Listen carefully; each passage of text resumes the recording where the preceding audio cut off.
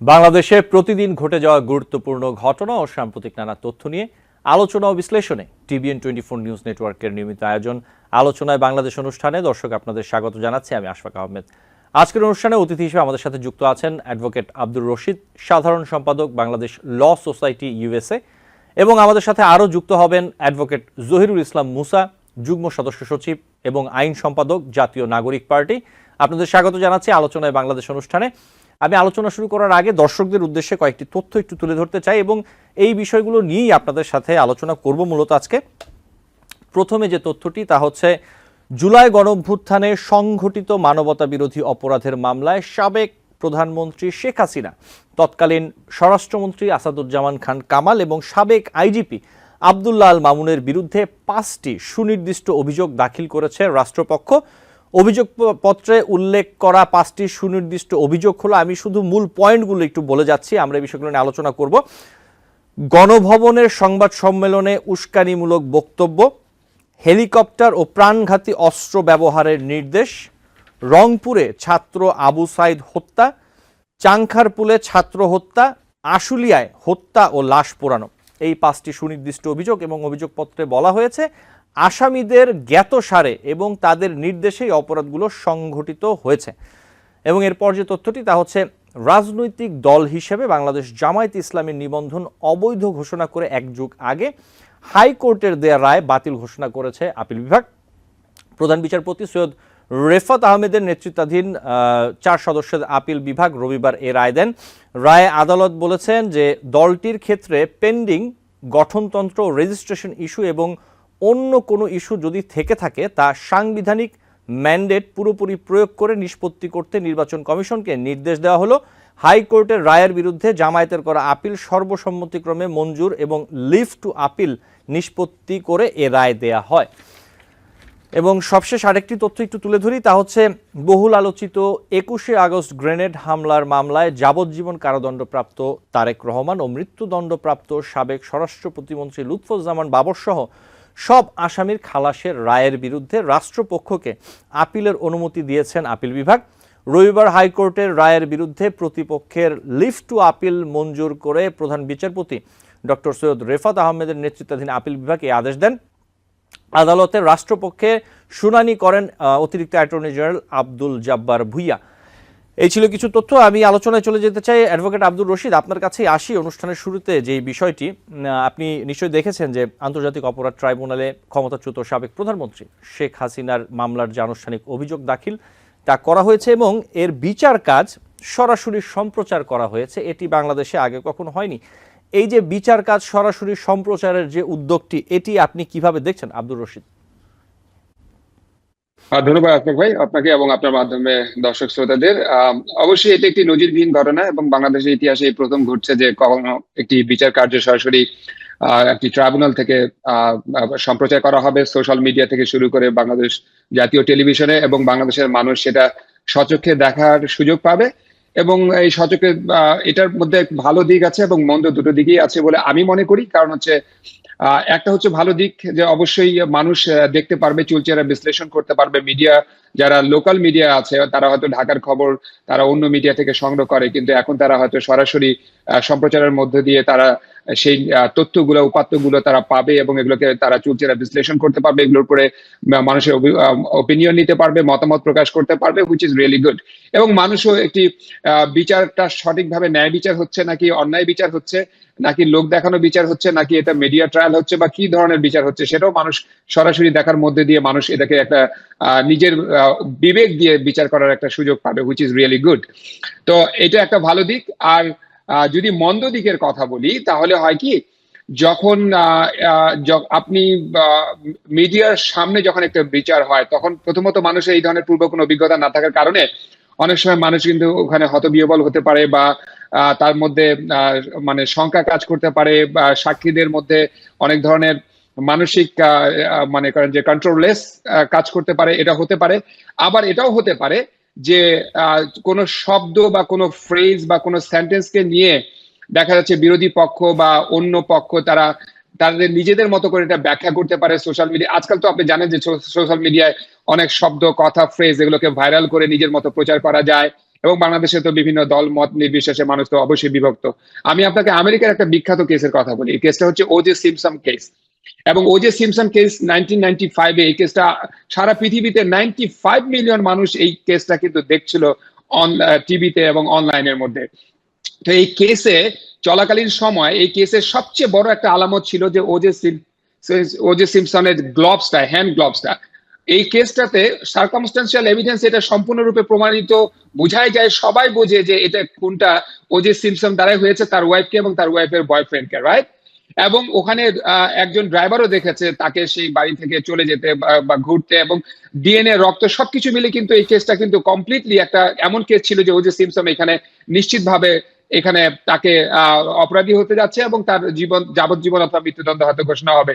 কিন্তু ওই একটি গ্লোভস, যেই গ্লোভসটা যখন আলামত হিসেবে কোর্টে উপস্থাপন করা হয়, তখন সেই গ্লোভসটা যখন ওজে সিমপসনের অ্যাটর্নি যখন তাকে বলে গ্লোভসটা হাতে ফিট করার জন্য, এবং ওজে সিমপসন গ্লোভসটাকে হাতে ফিট করতে যখন যায় তখন এটা হাতের মধ্যে ফিট হয় না।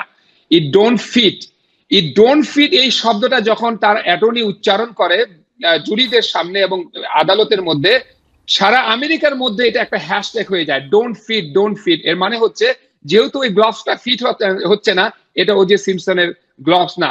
ওয়ারেস ওই গ্লোভস এর মধ্যে কিন্তু তার রক্ত পাওয়া গেছে, ডিএনএ এর সাথে তার কিন্তু মিলেছে, কিন্তু গ্লোভসটা যেহেতু তার ফিট হচ্ছে না, এই জন্য এটা ডোন্ট ফিট, এর মানে হচ্ছে তার গ্লোভস না। এই প্রধান আলামতটা নিয়ে আমেরিকার মধ্যে এমন ভাবে মানুষ রাস্তায় নামা শুরু করে, আন্দোলন করা শুরু করে, এবং ডোন্ট ফিট শব্দটা হ্যাশট্যাগ লাগানো শুরু করে। একটা পর্যায়ে গিয়ে এই কেসটাতে সম্পূর্ণরূপে ওজে সিমপসনকে আর গিলটি করা যায় না, কারণ হচ্ছে আমেরিকার মানুষ তখন কাইন্ড অফ দুই ভাগে বিভক্ত হয়ে যায়, এবং এই কেসটাকে অ্যাটর্নিরা সম্পূর্ণ একটা মার্ডার কেসের পরিবর্তে এটাকে একটা রেশিয়াল কেস হিসেবে মানে তারা কোর্টের মধ্যে তাদের, মানে অ্যাটর্নিরা তো আমরা খুব কৌশলী মানুষ, আমরা আমাদের কৌশলের মধ্যে দিয়ে একটা কেসকে কোন দিকে নিয়ে যেতে হয়, সাক্ষ্য আলামতের মধ্যে দিয়ে, সেটা তো আমরা চেষ্টা করি, এবং সেই চেষ্টার মধ্যে দিয়ে এই কেসে ওজে সিমপসন সম্পূর্ণ নির্দোষ খালাস হয়ে যায়। তো আমার কথা হচ্ছে যখন এটাকে মিডিয়ার মাধ্যমে যখন একটা কেসকে আমরা নিয়ে আসবো, তখন না জানি কোন কথা, কোন শব্দ কিভাবে ব্যাখ্যা হয়, কিভাবে টিভিতে আসে, কিভাবে মিডিয়াতে আসে। কারণ বাংলাদেশেও কিন্তু এরকম ঘটনা আমরা দেখেছি যে জনগণ যখন দাঁড়িয়ে যায়, এই জনগণের সেন্টিমেন্টের উপর বেস করে কিন্তু সুপ্রিম কোর্টের কিন্তু রায়ও আমরা পেতে কিন্তু দেখেছি। আপনি কোটা আন্দোলনের কথা যদি আপনি বলেন, আমরা দেখেছি যে আন্দোলন তৈরি করা হয়, সেই আন্দোলনের উপর বেস করে জনগণ একটা প্রেশার তৈরি করা, সেই প্রেশার থেকে আবার রায়ও নিয়ে আসা হয়। তখন সরকার বলে যে এটা তো আমাদের করার কিছু নেই, এটা তো জনগণের দাবি, কোর্ট করলে আমাদের করা কি। কিন্তু আবার আমরা দেখি যে নগ্নভাবে সরকার বা রাষ্ট্রপ্রধান বা স্বরাষ্ট্র মন্ত্রণালয়, আইন মন্ত্রণালয়, তারা আবার কিন্তু কোর্টকে বিভিন্নভাবে অতীতে আমরা ব্যবহারের সেই নজিরও আমরা দেখেছি, যার ফলে এটাও কিন্তু একটা খারাপ দিক। তো আমার কাছে মনে হয় যে আমরা খুবই এক্সাইটেড জনগণ হিসেবে, আমরা দেখতে চাই এটা বাংলাদেশের ইতিহাসের শুরু হলো। যে কোনো শুরু হয়তো কিছুটা ভালো হতে পারে, মন্দ হতে পারে, বাট শুরু অবশ্যই ভালো, এটাকে ওয়েলকাম করতে হবে। এবং এর মধ্যে দিয়ে অন্তত পক্ষে একটা ট্রান্সপারেন্সি জায়গা তৈরি হলো, যে একটা বিচার আদালতের মধ্যে দিয়ে মানুষ এখন অনেক কিছু জানতে পারবে, এটা দরকার ছিল, এবং এটা আমি অ্যাপ্রিসিয়েট করি অ্যাটলিস্ট। জি, আপনাকে ধন্যবাদ। অ্যাডভোকেট জহিরুল ইসলাম মুসা, আপনার কাছে আসি একই বিষয় নিয়ে। আব্দুর রশিদের সাথে কথা বলছিলাম, তিনি বলছিলেন যে এই যে শেখ হাসিনার বিচার কাজ সরাসরি সম্প্রচারের যে বিষয়টি, এই উদ্যোগটি আপনি কিভাবে দেখছেন? এর ভালো দিক অথবা এর মন্দ দিক আপনি কিভাবে দেখেন আসলে? জি, ধন্যবাদ। আমি দেখেন অনেক আগে থেকেই বলে আসছি যে শুধু শেখ হাসিনার বিচার না, বাংলাদেশের যে বিচার ব্যবস্থা আছে, বিশেষ করে যেখানে আমাদের ইনফ্রাস্ট্রাকচার আছে, বিশেষ করে সুপ্রিম কোর্টের গুরুত্বপূর্ণ শুনানিগুলো লাইভ সম্প্রচারিত হওয়া উচিত। কারণ আমাদের মানুষের মাঝে কোর্ট সম্পর্কে এক ধরনের সিনেমাটিক আইডিয়া আছে। আপনারা জানেন যে আমাদের আদালত সম্পর্কে সিনেমাতে যে ধারণা দেওয়া হয়েছে, যেটা আসলে অ্যাকচুয়াল আদালতের কাছ থেকে পুরোপুরি একটা আলাদা বিষয়, সেরকম একটি ধারণা আমাদের জনগণের মাঝে রয়েছে। তো সেই জায়গা থেকে আমাদের সবাইকে একসাথে একটি শিক্ষার মধ্য দিয়ে যেতে হবে, শিক্ষণ প্রক্রিয়ার মধ্য দিয়ে যেতে হবে, এবং এখানে আদালতেরও এক ধরনের দায়বদ্ধতা এবং জবাবদিহিতার জায়গা এর মাধ্যমে তৈরি হবে। আদালতে এর আগে আমরা যেটা দেখতাম যে আদালতকে এক ধরনের সবকিছুর বাইরে গিয়ে মহা ইম্পিউনিটি দেওয়া হতো, তার জিনিসপত্রকে বাইরে প্রশ্ন করা যেত না, তার কথাকে বাইরে চ্যালেঞ্জ করা যেত না, ভিতরে ছবি তোলা যেত না। এই যে সমাজ থেকে নিজেকে গুটিয়ে রাখা, এই জায়গাটিকে আমরা সবসময় অপছন্দ করে আসছি। আমাদের বক্তব্য হলো যে বিশেষ করে জুলাই আগস্টের পরে আমরা সবকিছুতেই যখন একটা ট্রান্সপারেন্সির দাবি আমরা তুলছি, সে জায়গা থেকে কোর্টের বিচার ব্যবস্থাও ট্রান্সপারেন্ট হওয়া উচিত। এবং শুধু এই ট্রাই না, সুপ্রিম কোর্টের অন্যান্য অনেক গুরুত্বপূর্ণ মামলা, বিশেষ করে সাংবিধানিক গুরুত্বপূর্ণ মামলাগুলোতেও সরাসরি সম্প্রচারিত হওয়া উচিত। এর মাধ্যমে যেটা হবে, আমাদের সবারই এক ধরনের একটা শিক্ষণ প্রক্রিয়ার মধ্য দিয়ে আমাদের জনগণও আস্তে আস্তে এটার ভিতরে ইউজ টু হবে, এবং আমাদের যারা বিচারক রয়েছেন বা কোর্টের সংশ্লিষ্ট যারা রয়েছেন তারাও এটার সাথে অভ্যস্ত হবেন, এবং আমাদের এটি নিয়েই আমাদের আগাতে হবে। আমি এটাকে খুবই পজিটিভলি দেখছি। জি, জহিরুল ইসলাম মুসা, আপনার কাছে আরেকটু আসি। শেখ হাসিনার বিরুদ্ধে যে সুনির্দিষ্ট 5টি অভিযোগ, এই অভিযোগগুলো কতটা শক্তিশালী যদি একটু বলতেন। দেখুন, এখানে যে 5টি অভিযোগ আনা হয়েছে এটি সবগুলোই শক্তিশালী। আপনি একটা জিনিস লক্ষ্য করবেন যে এই অভিযোগগুলো আনা হয়েছে শুধুমাত্র জুলাই আগস্টের ঘটনার কেন্দ্র করে গত বছরের, এবং সেখানে এত বেশি মানুষ, আপনি যদি বাংলাদেশের মানুষকে বা বিশ্বের মানুষকে, হাজার হাজার মানুষকে আপনি এখানে আই উইটনেস হিসাবে সাক্ষী দিতে পাবেন। এই ঘটনাগুলো আমাদের সামনে ঘটেছে, এখানে আপনি আমি সবাই হচ্ছে এক একজন আই উইটনেস। এই ঘটনাগুলো এত বেশি রেকর্ডেড হয়েছে নিজেদের মোবাইলে, অনলাইন মিডিয়ায়, এবং এত বেশি প্রচারিত হয়েছে সোশ্যাল মিডিয়ায়, ইলেকট্রনিক মিডিয়ায়। সেই জায়গা থেকে যে চার্জগুলো আনা হয়েছে সবগুলোই পারফেক্ট, এবং এখানে আমার মনে হয় এইগুলো প্রমাণের জন্য অন্যভাবে কোনো ধরনের দুর্বলতা বা কোনো বেগ পেতে আসলে প্রসিকিউশনকে হবে না, কারণ এত বেশি মানুষের কাছে এই ভিডিওগুলো, এই অপরাধগুলো এত বেশি তরতাজা, যেটা আমাদের স্মৃতিতে বারবার এসে এটি আঘাত হানবে, এবং এটি আসলে প্রমাণের ক্ষেত্রে প্রসিকিউশনকে খুব একটা বেগ পেতে হবে না বলে আমি মনে করি। জি, ধন্যবাদ। অ্যাডভোকেট আব্দুর রশিদ, আপনি কিভাবে দেখছেন? আপনি নিশ্চয়ই দেখেছেন আসলে যেই সুনির্দিষ্ট 5টি অভিযোগের কথা বলছি, আপনার কাছে কি মনে হচ্ছে অভিযোগগুলো কতটা শক্তিশালী? লোক, আমি আপনাকে বলি যে বাংলাদেশে কোন অভিযোগ কতখানি শক্তিশালী এটা অনেক কিছুর উপর ডিপেন্ড করে। মানে মানে যেটা আমাদের অন্য গেস্ট যেটা বললেন, যে উনি যথার্থই বলেছেন যে আমরা তো দেখেছি, আমাদের ভিডিও ফুটেজ আছে আমাদের কাছে, তখনকার সময়কার মানুষের আর্তনাদ দেখেছি, কিভাবে করে হেলিকপ্টারে করে গুলি বর্ষণ করা হয়েছে সেটা আমরা দেখেছি, কিভাবে করে নির্দেশ পালন করে সাধারণ মানুষকে ইনক্লুডিং আবু সাইদকে নির্মম ভাবে হত্যা করা হয়েছে একদম চোখের সামনে, সেটাও আমরা দেখেছি। আমরা জনগণ চাই যে অবশ্যই যে কোনো অপরাধের বিচার হতে হবে, যে কোনো, কারণ বাংলাদেশ হচ্ছে 30 লক্ষ জীবনের বিনিময়ে অর্জিত একটি দেশ। এখানে কোনো অপরাধ করে জনগণের বিরুদ্ধে ম্যাস কিলিং করে কেউ পার পেয়ে যাবে, এটা যদি আমরা বিচার করতে না পারি তাহলে এটা এক্সাম্পল হয়ে দাঁড়াবে, এবং ভবিষ্যতে আরো শাসক আসবে, তারাও এটাকে এক্সকিউজ বা প্রেসিডেন্ট হিসেবে ইউজ করে তারা কিন্তু বাংলাদেশের মধ্যে এই ধরনের গণহত্যা চালাতে পারে। সুতরাং গণহত্যার অতীতের যে 71-এর গণহত্যার সেই বিচারও তো বাংলাদেশে হয়েছে, এবং বাংলাদেশ আমরা সেই বিচার প্রক্রিয়া দেখেছি।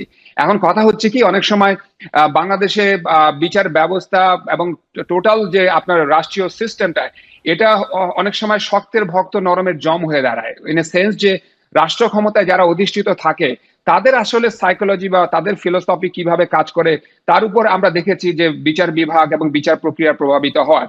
এবং এর আগে দেখেন শেখ হাসিনার সময় তো অনেক বিচার কার্য হয়েছে যেগুলোর সাথে আমরা জনগণ খুব সেন্সিটিভ ছিলাম, আমরা অনেক সময় একমত ছিলাম না, আমরা অনেক সময় এগুলো নিয়ে আলোচনা করেছি। কিন্তু তাতে কি হয়েছে, রাষ্ট্রপক্ষ যেটা মনে করেছে, সরকার যেটা মনে করেছে সেটা তারা নির্দ্বিধায় করে গিয়েছে, বিচার বিভাগকে যেভাবে খুশি সেভাবে করে ব্যবহার করেছে। প্রয়োজনে প্রধান বিচারপতিকে দেশ থেকে তাড়িয়ে দেওয়া দরকার হলে তারা তাড়িয়ে দিয়েছে। এই তো, তাহলে বাংলাদেশের আসলে বিচারকরা অনেক সময় বিচার কার্য পরিচালনা করতে গিয়ে তারা সিজনাল বিচারকের কাজ অনেক সময় করে ফেলেন, মানে হচ্ছে যে সিজন যার দিকে সেই সিজনে তার দিকে। তো আমার কথা হচ্ছে যে এগুলো থেকে আমাদের মুক্ত হতে হবে, এবং যেই মানে যেই ইয়েগুলো কেসগুলো এসেছে বা এখানে যে হুকুমের আসামি, আমরা তো দেখেছি অতীতে হুকুমের আসামি করে একজন সাবেক প্রধানমন্ত্রীকে এর আগে তাকে দণ্ড দেওয়া হয়েছে বা তাকে শাস্তি দেওয়া হয়েছে বা তার রায় দেওয়া হয়েছে, রাইট? সো এখন কথা হচ্ছে যে যখন একটা ম্যাস কিলিং হয় তখন অবশ্যই সেখানে কেউ হুকুম দেয়, কেউ হুকুমকে এক্সিকিউট করে, কোন ডিপার্টমেন্ট মন্ত্রী বা স্বরাষ্ট্র মন্ত্রণালয় তারা তাদের নির্দেশেই কিন্তু সাধারণ মানে মানুষের সাথে পুলিশের বা রাষ্ট্রপক্ষের কিন্তু সংঘাত তৈরি হয়, এবং যার ফলে আমরা রক্ত দেখি, মানুষের হতাহত দেখি। সুতরাং এগুলোর যে নির্দেশদাতা, যেমন আপনি যদি আপনি দ্বিতীয় বিশ্বযুদ্ধের যদি আপনার যদি আপনি ইয়ে করতে পারেন যে সেই সময় হুকুমের আসামি হিসেবে কিন্তু অনেকেই নুরেনবার্গ ট্রাইব্যুনালে কিন্তু তাদের বিচার করা হয়েছে, শাস্তি দেওয়া হয়েছে, এবং তাদেরকে মানে জনগণের আকাঙ্ক্ষা বাস্তবায়ন করা হয়েছে। এখন বটম লাইন হচ্ছে যে কোনো ম্যাস কিলিং হোক কিংবা গণহত্যা হোক কিংবা সাধারণ মানুষ হোক, এই দেশের বাংলাদেশের সংবিধান অনুযায়ী এই দেশের মালিকানা হচ্ছে জনগণের হাতে, জনগণই হচ্ছে সত্যিকার অর্থে এই দেশের মালিক। এই মালিককে যখন যখন সরকার ক্ষমতায় থাকে তারা হচ্ছে রাষ্ট্রের সার্ভেন্ট। সার্ভেন্টের কাজ হচ্ছে জনগণকে সার্ভ করা, প্রোটেক্ট করা, ডিফেন্ড করা এন্ড সিকিউর করা।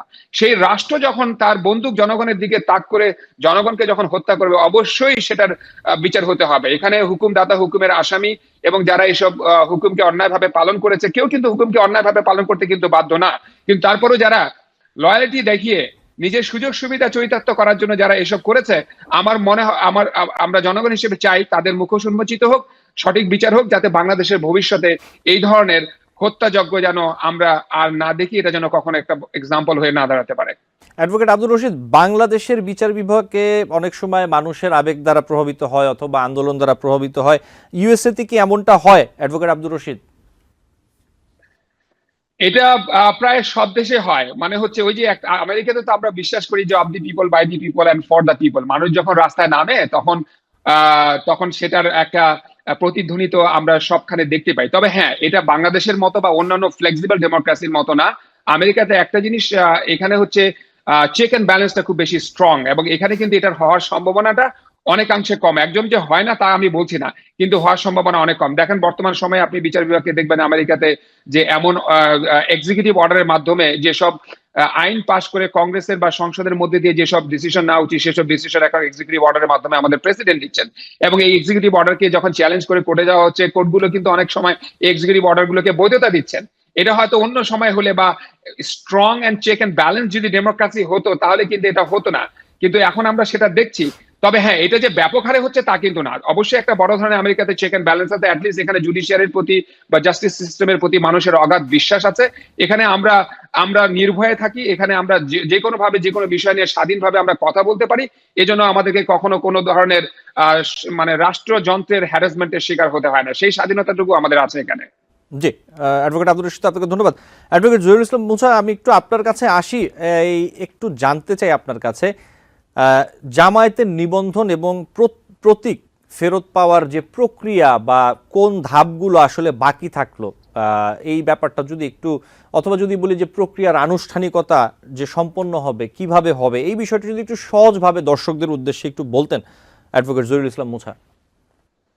জি, এখানে দুইটি বিষয় জড়িত। প্রথমত হচ্ছে জামাতে ইসলামের যে নিবন্ধন ছিল নির্বাচন কমিশনের সাথে, সেটি একটি আদালতের রায়ের মাধ্যমে সেই নিবন্ধনটি বাতিল হয়েছিল। সেই রায়টি আজকে মহামান্য আপিল বিভাগ বাতিল করে দিয়েছে এবং তারা নির্বাচন কমিশনকে নির্দেশ দিয়েছেন যে নির্বাচন কমিশন একটি সাংবিধানিক সংস্থা হিসেবে আইন অনুযায়ী তাদেরকে নিবন্ধন ফেরত দিবে। বাকি যে কাজগুলো, এগুলো আনুষ্ঠানিকতার ব্যাপার, এগুলো নির্বাচন কমিশনের উপরেই ন্যস্ত থাকবে। নির্বাচন কমিশন তার প্রক্রিয়া অনুযায়ী তাদের যে নিবন্ধনটি ছিল সেটিকে ফেরত দিবে। দ্বিতীয় যে বিষয়টি হচ্ছে সেটি প্রতীক হিসেবে তারা দাঁড়িপাল্লা ফেরত পাবে কিনা, এটি কিন্তু এই আদালতের রায়ের মাধ্যমে পুরোপুরি স্পষ্ট হয়নি। কারণ এই দাঁড়িপাল্লা প্রতীক হিসাবে না পাওয়ার বিষয়টি কিন্তু সরাসরি আদালতের রায়ের মাধ্যমে বাতিল হয়নি। এটি হয়েছিল, আপনি জানেন যে ফুল কোর্ট বলে একটি বিষয় আছে আমাদের দেশের, যেখানে সুপ্রিম কোর্টের উভয় বিভাগ অর্থাৎ আপিল বিভাগ এবং হাইকোর্ট বিভাগের সকল বিচারকদের সমন্বয়ে একটি সভা হয়ে থাকে, যেটিকে ফুল কোর্ট সভা বলা হয়। সেই ফুল কোর্ট সভার সিদ্ধান্ত অনুযায়ী কিন্তু প্রতীক হিসাবে দাঁড়িপাল্লাকে না বরাদ্দ দেওয়ার কথা বলা হয়েছিল। কারণ হচ্ছে যে দাঁড়িপাল্লা বাংলাদেশের সুপ্রিম কোর্টের লোগোতে এই দাঁড়িপাল্লার প্রতীকটি ব্যবহৃত হয়েছে। সেক্ষেত্রে জামাত ইসলামের পক্ষ থেকে ওই ফুল কোর্টের সভার ওই সিদ্ধান্তটিকে বাতিল করারও একটি আবেদন জানানো হয়েছিল এবং সেখানেও মহামান্য আপিল বিভাগ এই সিদ্ধান্ত নিয়েছেন যে এই বিষয়টিও হচ্ছে নির্বাচন কমিশন তার সাংবিধানিক সংস্থা হিসেবে সিদ্ধান্ত নেবেন। কিন্তু তার আগে এখানে প্রক্রিয়ার আরেকটি বাকি রয়ে গেছে, কারণ যেহেতু ওই সভাটি ওই যে আগের সিদ্ধান্তটি তার প্রতীক বাতিলের, সেটি কিন্তু কোনো আদালতের মাধ্যমে হয়নি, সেটি একটি ফুল কোর্ট সভার মাধ্যমে হয়েছে এবং সেই সভার সিদ্ধান্তটি কিন্তু এর আগে নির্বাচন কমিশনকে জানানো হয়েছিল চিঠির মাধ্যমে। সেক্ষেত্রে ওই সভাটি রিভিউ করে আবার সুপ্রিম কোর্টের পক্ষ থেকে নির্বাচন কমিশনকে জানাতে হবে যে এর আগে যে আমরা ফুল কোর্ট সভায় যে সিদ্ধান্তটি নিয়েছিলাম সেই সিদ্ধান্তটি বাতিল করা হয়েছে বা এই সিদ্ধান্তে এই পরিবর্তন আনা হয়েছে। এখন আপনি সাংবিধানিক সংস্থা হিসেবে আপনার এই স্বাধীনতাটি আপনি রয়েছে যে আপনি তাকে নির্বাচনী প্রতীক হিসেবে এটি বরাদ্দ দিবেন কিনা। এক্ষেত্রে আমাদের একটি বিষয় মনে রাখা দরকার যে নির্বাচন কমিশন কিন্তু এখন যে নির্বাচন কমিশনের কাছে যে প্রতীকগুলো রয়েছে আসলে সেই প্রতীকের ভিতরে আপনি জানেন যে বিধিমালায় একটি তফসিল থাকে, সেই তফসিলে এই প্রতীকগুলো বরাদ্দ থাকে যে কোন কোন প্রতীক এখনো পর্যন্ত খালি আছে, যেগুলো বরাদ্দ দেওয়া হয়নি। সেখানে কিন্তু বর্তমানে দাঁড়িপাল্লা নেই।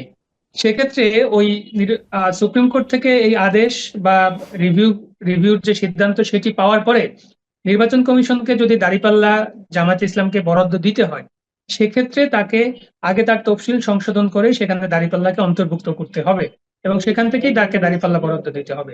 এবং তারা যদি তাকে দাঁড়িপাল্লা বরাদ্দের সিদ্ধান্ত না নেন, তাহলে যে প্রতীকগুলো বর্তমানে অ্যাভেলেবেল আছে সেখান থেকে জামাত ইসলামকে একটি সুযোগ দেওয়া হবে যে আপনারা কোন প্রতীকটি এখান থেকে নির্বাচন করতে চান।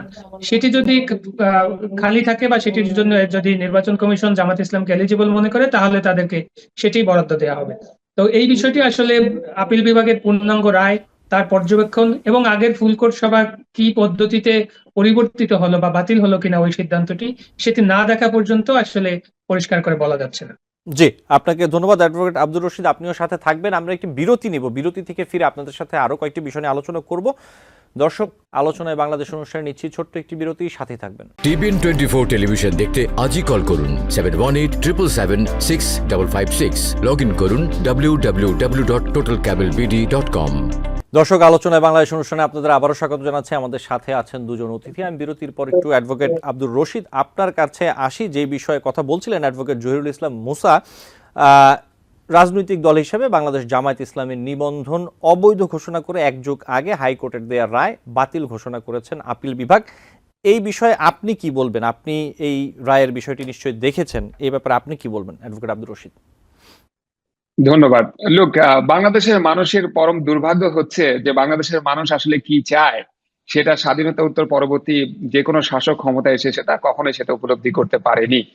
বাংলাদেশে বাংলাদেশের যে মুক্তিযুদ্ধের চেতনা নিয়ে বাংলাদেশ আমরা সৃষ্টি করেছি, সাম্য সমতা ন্যায় বিচার, এই সাম্য সমতা ন্যায় বিচারটা এখনো পর্যন্ত কোনো রাজনৈতিক দল অনুধাবন করতে পারলো না। এবং বাংলাদেশের মানুষ আসলে এখনো পর্যন্ত সঠিক যে গণতান্ত্রিক ব্যবস্থা, সঠিক যে রাষ্ট্র কাঠামো, সঠিক বিচার বিভাগ, এগুলো থেকে অনেক বেশি তিরোহিত বা বঞ্চিত।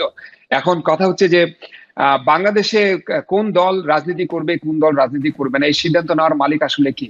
জনগণ তো আলটিমেটলি। যদি আমরা বলি বাংলাদেশ একটি গণতান্ত্রিক রাষ্ট্র, তাহলে জনগণের কাছে এই বিষয়গুলো উপস্থাপন করা হয় না কেন? আমি আপনাকে বলি, আমেরিকাতে যখন আমরা ভোট দিতে যাই, একটা ব্যালট বাক্সে ব্যালট পেপারের মধ্যে অনেকগুলো বিষয় থাকে। ধরুন কোনো এক বিষয়ে একটা সংবিধান সংশোধন করা হবে, অথবা কোনো একটা দলকে কোনো প্রতীক মানে একটা দলকে নিবন্ধন দেওয়া হবে কিনা, যদি সেটা নিয়ে বিতর্ক থাকে, তাহলে সেগুলো কিন্তু ব্যালট পেপারের মাধ্যমে ইলেকশনে কিন্তু সেগুলো তো আমরা ভোট দেওয়ার কিন্তু সুযোগ পাই, এবং জনগণ মেজরিটি যেখানে ভোট দেয় সেটাই কিন্তু তখন জনগণের সিদ্ধান্ত হিসেবে সেটাকে গ্রহণ করা হয়, বাস্তবায়ন করা হয় এবং আইন দ্বারা এক্সিকিউট করা হয়। কিন্তু বাংলাদেশে এই ধরনের প্রক্রিয়ার কেন অভাব আমি জানি না। বাংলাদেশের মানুষকে কখনো গণতন্ত্র শেখানো হয় না, এবং বাংলাদেশের মানুষ গণতন্ত্র খুব কমই বুঝে, বেশিরভাগ মানুষ তো বুঝেই না। তো এখন কথা হচ্ছে জামাত বাংলাদেশে রাজনীতি করবে কিনা, রাজনীতি করবে কি করবে না, এটা কিন্তু কোনো দলীয় সিদ্ধান্ত হতে পারে না। এটা তো কোনো আমি মনে করি কোনো বিচারিক আদালতেরও সিদ্ধান্ত হতে পারে না। এই সিদ্ধান্ত নিবে তো হতে জনগণ।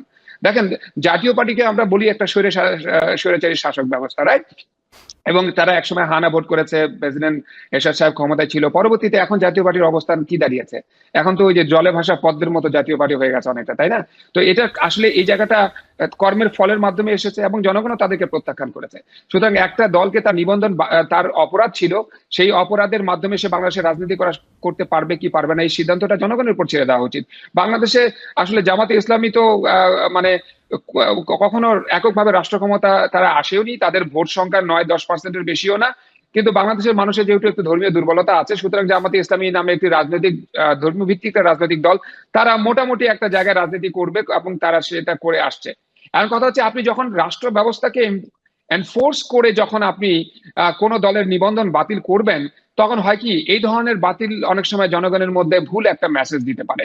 এবং দেখেন, জনগণ এটা তো এখন তো এটা পরিষ্কার যে একটা সরকার ক্ষমতায় ছিল, তারা নিবন্ধন বাতিল করেছে, এখন আরেকটা ভিন্ন সরকার ক্ষমতায় এসেছে, এখন তারা নিবন্ধন ফেরত পাচ্ছে, রাইট?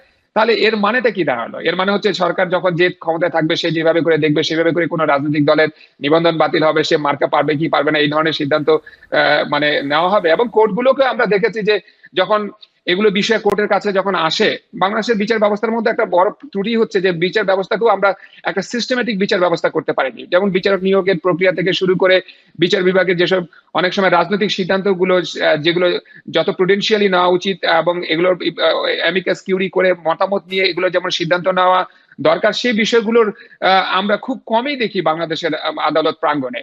তো হওয়া উচিত কি, যখন বাংলাদেশের জামাতে ইসলামের নিবন্ধন বাতিল হলো, অবশ্যই তখন একটা দল, একটা মতামতের মানুষ, একটা শ্রেণীর মানুষ তারা খুশি হয়েছে। আবার এখন মনে করেন যে আরেকটা শ্রেণী খুশি হচ্ছে, তখন একটা শ্রেণী নাখোশ হয়েছে, এখন আরেকটা শ্রেণী এখন নাখোশ হবে, রাইট? আসলে এগুলো কেন?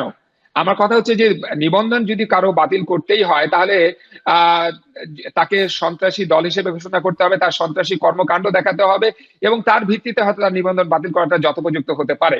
কিন্তু রাজনৈতিক চর্চার কারণে এবং অতীতে ইতিহাসে কোনো একটা ভূমিকা থাকার কারণে কোন একটা দলকে আমরা রাজনৈতিক প্রক্রিয়ার মধ্যে দিয়ে বহিষ্কার করতে পারি, জনগণ তাকে প্রত্যাখ্যান করতে পারে, ভোটের মাধ্যমে ব্যালটের মাধ্যমে জনগণ সেই ক্ষমতা প্রয়োগ করে কোনো দলকে নিষিদ্ধ করতে পারে, সেটা জনগণের ক্ষমতা।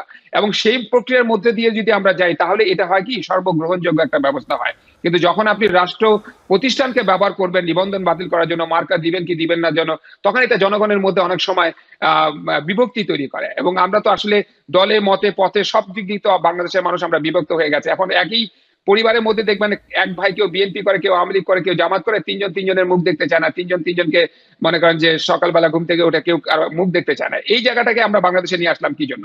আমরা এই জায়গাটা এই জন্য আনতে পেরেছি যে অ্যাগেন স্বাধীনতা পরবর্তী সময় যত শাসক ক্ষমতার মধ্যে এসছে তারা মানুষকে ইউনাইট করার চাইতে বিভক্ত বেশি করেছে, মানুষের স্বার্থের চাইতে রাজনৈতিক স্বার্থকে বেশি করে ব্যবহার করেছে।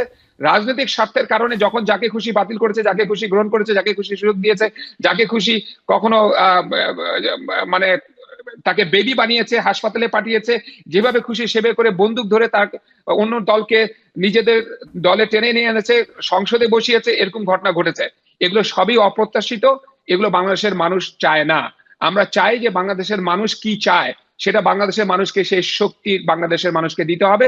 কেবলমাত্র শক্তিশালী গণতান্ত্রিক ব্যবস্থা এটি আমাদের একমাত্র ভালো উপহার হতে পারে বর্তমান সরকারের কাছে, যেটা আমরা প্রত্যাশা করি যে রাষ্ট্র সংস্কার করে জনগণের মালিকানা জনগণকে বুঝিয়ে দিন, যাতে এই বিষয়গুলো, এই ধরনের সেন্সিটিভ ইস্যুগুলো ভবিষ্যতে যাতে জনগণই সিদ্ধান্ত নিতে পারে যে তারা কাকে বাংলাদেশের রাজনৈতিক ব্যবস্থায় দেখতে চায় এবং কাকে দেখতে চায় না। এগুলো যেন আদালত, নির্বাচন কমিশন, রাজনৈতিক দলের মধ্যে দিয়ে যেন এসব সিদ্ধান্ত না আসে, তাহলে মানুষ বেশি বিভক্ত হবে। এটা বাংলাদেশের জন্য আলটিমেটলি বিভক্তি বয়ে নিয়ে আসবে এবং বিভক্তি কখনো দেশের জন্য ভালো হয় না। জি, আপনাকে ধন্যবাদ অ্যাডভোকেট জহিরুল ইসলাম মুসা। আপনার কাছে আমি আরেকটি বিষয় একটু আসি, আপনি চাইলে এই বিষয়ে বলতে পারেন।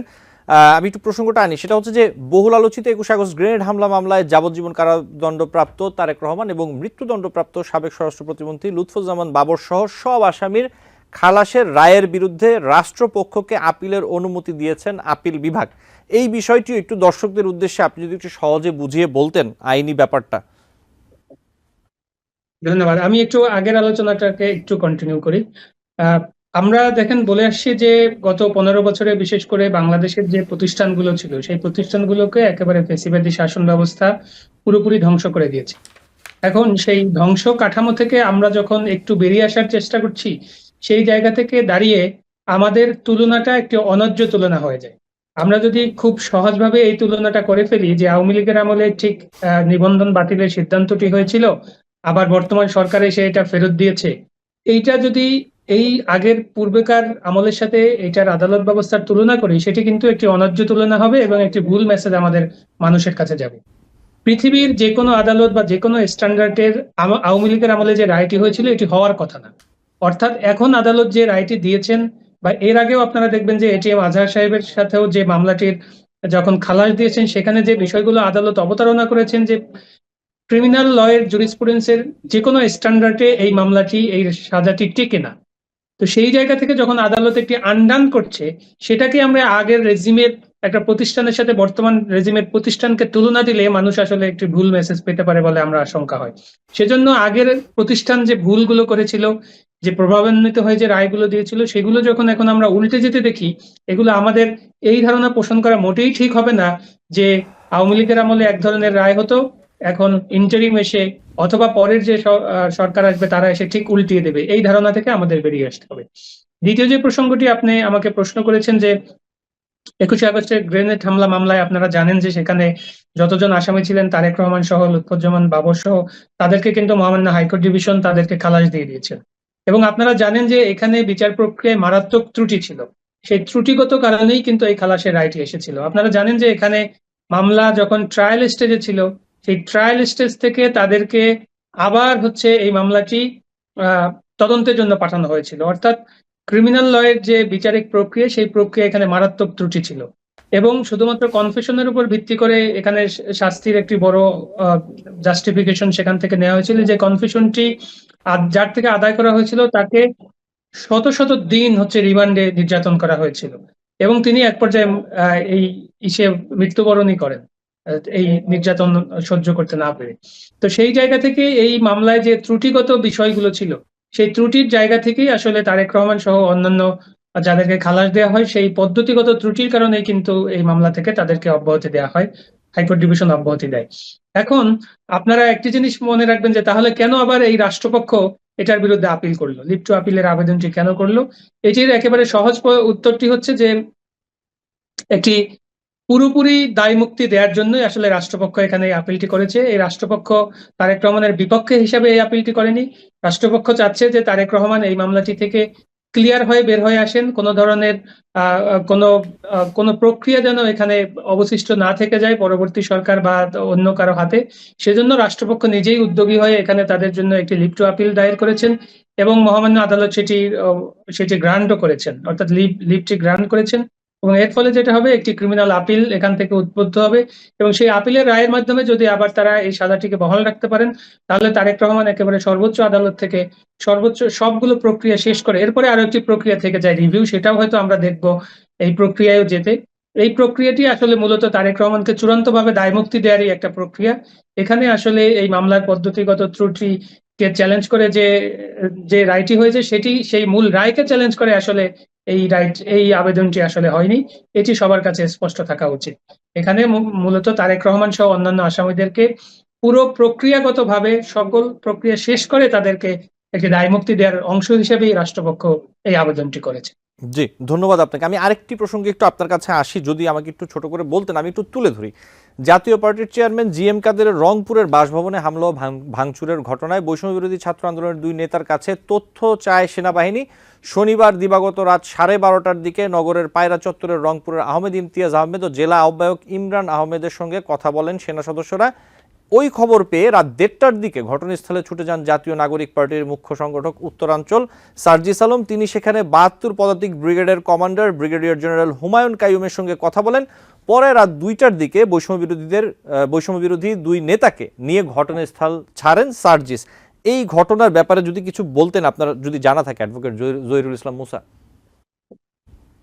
জি, এই ঘটনাটি দেখেন যে জনাব সার্জিস আলম যখন তাদের কাছে গিয়েছেন বা সেনাবাহিনীর কর্মকর্তাদের সাথে কথা বলেছেন, এই বিষয়টি কিন্তু আমরা অনেকগুলো গণমাধ্যমে সরাসরি দেখতে পেয়েছি। অর্থাৎ এখানে প্রক্রিয়াগত অস্বচ্ছতার কোনো ব্যাপার নেই।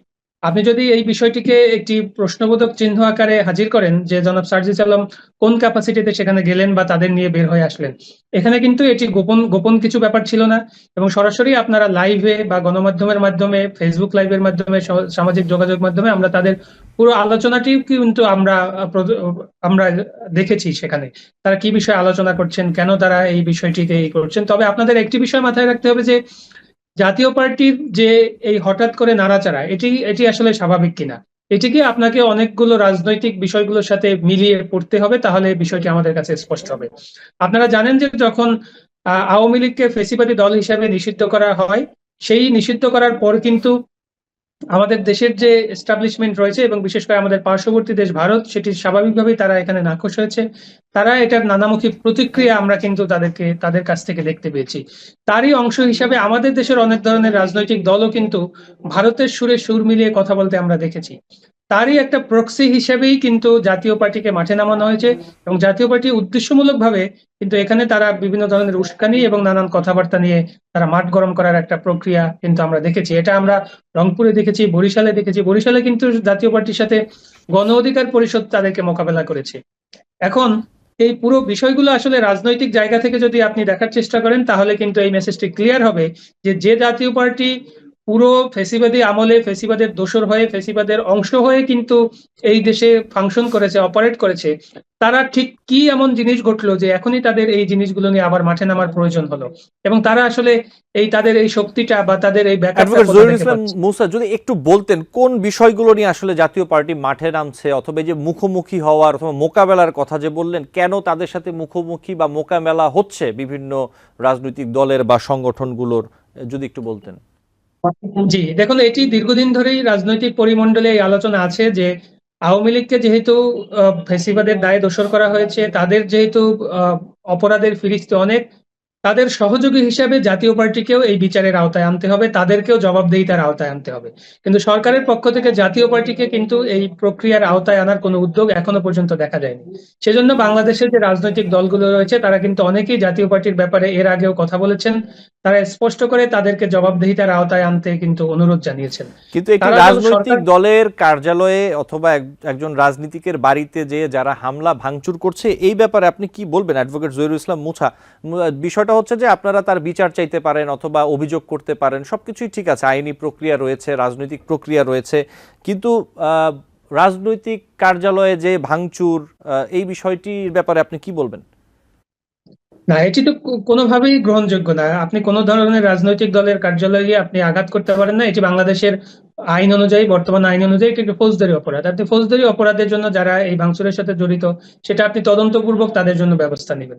একই কথা কিন্তু আপনি যদি বরিশালের ঘটনাটার দিকে লক্ষ্য করেন, সেখানে কিন্তু গণ অধিকার পরিষদের যে কার্যালয় ছিল সেখানে ভাঙচুর চালানো হয়েছে এবং অভিযোগ হচ্ছে জাতীয় পার্টির নেতাকর্মীরা সেই ভাঙচুরের সাথে জড়িত রয়েছে। অর্থাৎ যারাই এই ভাঙচুরের সাথে জড়িত থাকে তাদেরকে কিন্তু আপনি তদন্তপূর্বক তাদের বিরুদ্ধে বাংলাদেশের প্রচলিত আইন অনুযায়ী ব্যবস্থা নেবেন। কিন্তু সেজন্য আপনি আলাদা করে কোনো যাদের বিরুদ্ধে অভিযোগ রয়েছে তাদেরকে আপনি আইনের আওতায় আসলে এই বিষয়গুলোর জন্য আনতে হবে। সেজন্য কোনো মব সৃষ্টিরও যেমন সুযোগ নেই, সেজন্য আবার কোনো ধরনের অন্য যে রাজনৈতিক দলগুলোকে সরাসরি দোষারোপ করারও আসলে এখানে সুযোগটি নেই। অর্থাৎ বাংলাদেশে যতক্ষণ না পর্যন্ত কোনো রাজনৈতিক দল নিষিদ্ধ না হয়, তাদের বিরুদ্ধে সুস্পষ্ট অভিযোগ না আসে, ততক্ষণ পর্যন্ত তাদের কিন্তু রাজনীতি করার অধিকার রয়েছে। কিন্তু প্রশ্নটি হচ্ছে তারা আসলে কি রাজনীতি করছেন, নাকি তারা কাউকে উস্কানি দিচ্ছেন, নাকি তারা অন্যের রাজনৈতিক অধিকারে বাধা সৃষ্টি করছেন। তারা যদি অন্যের রাজনৈতিক অধিকারে বাধা সৃষ্টি করেন, সেটিও একটি অপরাধ হিসেবে সাব্যস্ত হবে এবং তাদের বিরুদ্ধে সেই ক্ষেত্রে কি যারা মব ভায়োলেন্স করছে, সেই মব ভায়োলেন্স করাটা কি আসলে ঠিক আছে? না, মব ভায়োলেন্স তো কখনোই এটা ঠিক নয়। মব ভায়োলেন্স তো সবসময় আপনাকে তদন্তপূর্বক ব্যবস্থা নিতে হবে, এটি যে কোনো দলের ক্ষেত্রে। জি, আপনাকে অনেক ধন্যবাদ। আমরা আসলে শেষের দিকে আছি। অ্যাডভোকেট আব্দুর রশিদ, আমি আপনার কাছে আসি, আমি প্রশ্নটা করি, আপনি খুব কম সময় পাবেন, 1.5 মিনিট আমি একটু করি। বিএনপি, বামপন্থী বেশ কয়েকটি রাজনৈতিক দল এবং রাজনীতিকরা তারা বলছেন যে ইউনূস সরকার আসলে নির্বাচন নিয়ে তারা গড়িমসি করছেন অথবা টালবাহানা করছেন, এই কথাগুলো তারা বলছেন।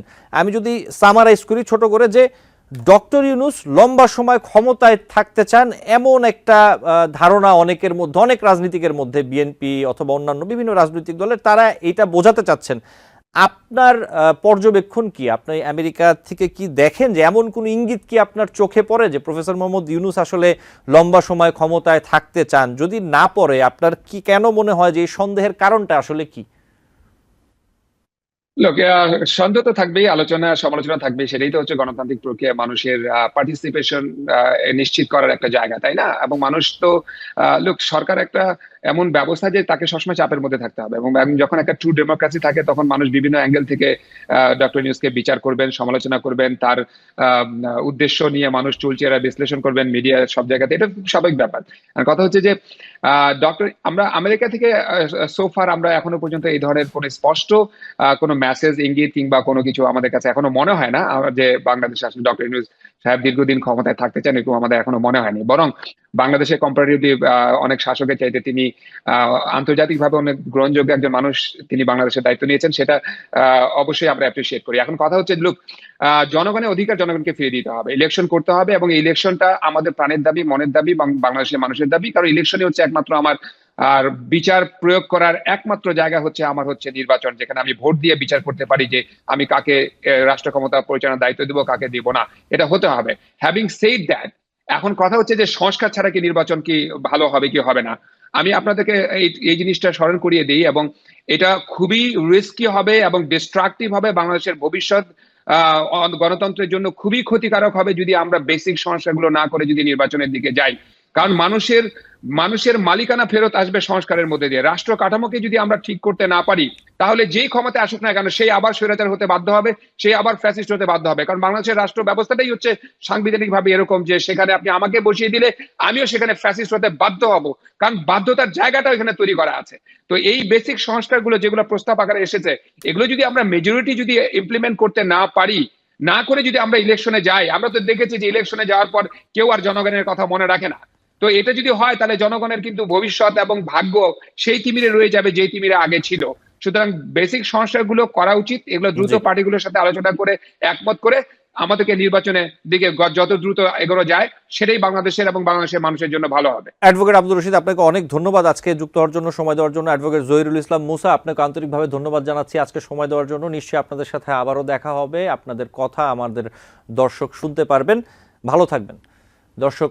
আলোচনায় বাংলাদেশ অনুষ্ঠানে আজ এই পর্যন্তই। পরবর্তী অনুষ্ঠান দেখার আমন্ত্রণ জানিয়ে বিদায় নিচ্ছি।